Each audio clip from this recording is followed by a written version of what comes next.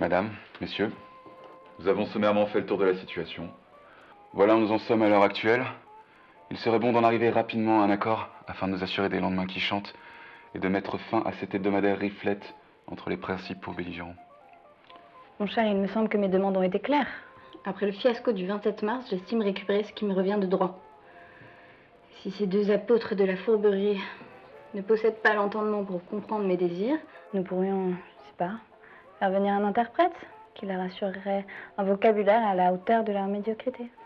Comme c'est joliment dit. Elle voudrait pas une reconversion dans la poésie, la reine du lupanar, plutôt que nous emmerder.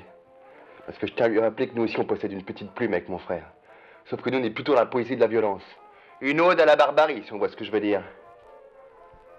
Ce n'est pas seulement la violence immédiate qui a permis à l'ordre de se maintenir, mais que les hommes eux-mêmes ont appris à l'accepter.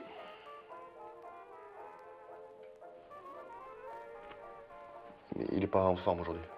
Il fut un temps où les enfants n'avaient pas le droit de prendre la parole à table. Pardon? Il est triste, n'est-ce pas? Que pendant que certains cherchent à trouver un accord confortable pour tout le monde, d'autres inspirés s'amusent à lever la voix et à faire de la philosophie de comptoir avec une autosatisfaction déconcertante. Pour ma part, je trouve que ma demande est raisonnable. Et je suis pas venu tailler le bout de gras avec Pierre Dac et Francis Blanche. Non pas que votre présence ici, madame, ne me soit pas apaisante. Merci, mon cher. Il est vrai que votre venue ici nous extirpe de l'ennui mortel d'avoir à nous occuper seuls de ces garnements. Et peut-être cela nous permettra d'entendre autre chose que des stupidités. Rien n'est moins sûr, ma chère. C'est qu'ils crient fort, ces deux animaux-là. Et dis donc, le parpent engouminé. Si vous visez la coalition contre nous, j'aime autant vous dire que la température va pas tarder à grimper. Faudra mieux pas oublier qu'on a la gâchette facile, nous. Et s'il faut que ça parte, j'aime autant vous dire que même Lucky Luke va rester sur le carreau. Alors je propose à Joe et à Vrel de nous faire une contre-proposition à la hauteur de nos attentes, pour peu qu'ils aient assimilé nos propos préexistants. Vous savez, j'avais la vocation d'être dentiste, étant petit.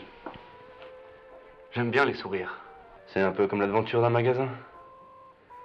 Pour peu qu'elle soit bien tenue et élégante, on sent tout de suite l'envie d'aller découvrir l'intérieur. Et je sens que si ce grand con arrête pas avec ses insinuations, je vais me faire un plaisir de m'improviser dentiste et de lui refaire une vitrine correcte. La pratique est encore trop barbare à mon goût. Moi, voyez-vous, j'avais des visées plus littéraires. Le genre dramatique. La salle en émoi, émerveillée par le comédien. Et pour citer Euripide, qui use de la violence, subira la violence à son tour. Mais on a l'habitude, nous, mon petit pote. On s'en va pas sur un foxtrot au premier écueil qui pointe le bout de son nez. Alors va pas falloir nous chauffer trop longtemps les plis, c'est moi qui vous le dis. Vous vous rappelez ce qu'on a fait subir au juge Michaud lorsqu'il a voulu nous faire disparaître les quartiers nord? À la petite cuillère qui l'ont ramassé, le bougre. À la petite cuillère. Ouais, madame. Et encore, on avait mal dosé la dynamite. Ça a pété beaucoup trop tôt. Les bleus sont pointés avant que Polo ait fini les restes à l'acide. Sans ça, ils auraient pas retrouvé une dent, volatilisée avec la brise qu'il aurait été le juge Le Michaud. refrain habituel des frères Tom. On la connaît, la messe, mon père. Il serait peut-être temps que le curton change sa partition, non? Vous savez, la chose la plus précieuse pour moi, c'est le temps. Je prends le temps nécessaire à la démonstration de mon bon vouloir, mais toujours dans le but d'être bien reçu. Je vous ai convié ici afin qu'on règle cette histoire au plus vite. Mais vos enfantillages commencent à m'avelir, et votre langage en présence de madame va finir par me donner de l'urticaire. Alors si le prochain d'entre vous qui ouvre son bec ne veut pas aller baiser le toit de sa voiture en passant par la lucarne, il a intérêt à y mettre du sien et à faire dans le bon ton et la décence. Parce que là, je suis limitrophe de la grande déflagration. Est-ce qu'on peut continuer dans le calme ?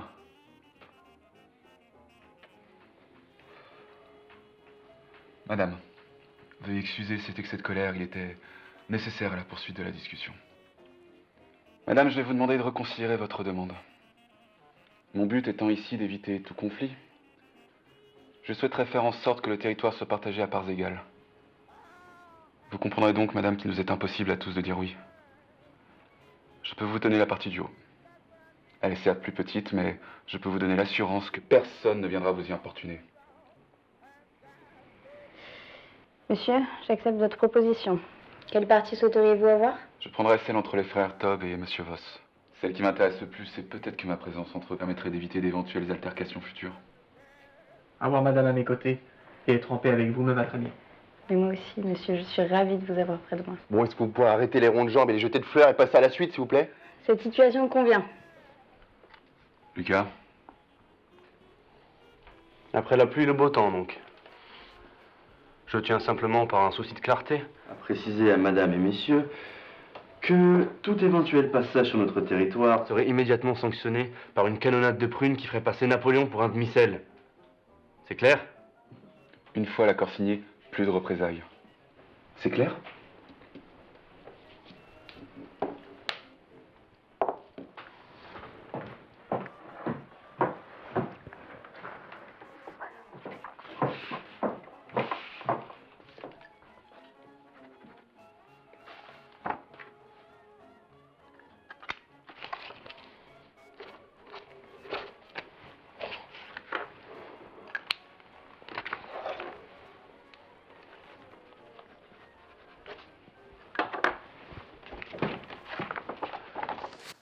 Bon, Lucas et Mathias prendront la salle de bain du bas en premier, le matin, puis ce sera moi, puis ce sera toi, Karl.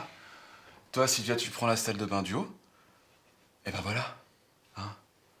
On a réglé notre deuxième grande guerre de notre colocation. Sur ce, j'en ai ras le cul de vos conneries. Je retourne me coucher.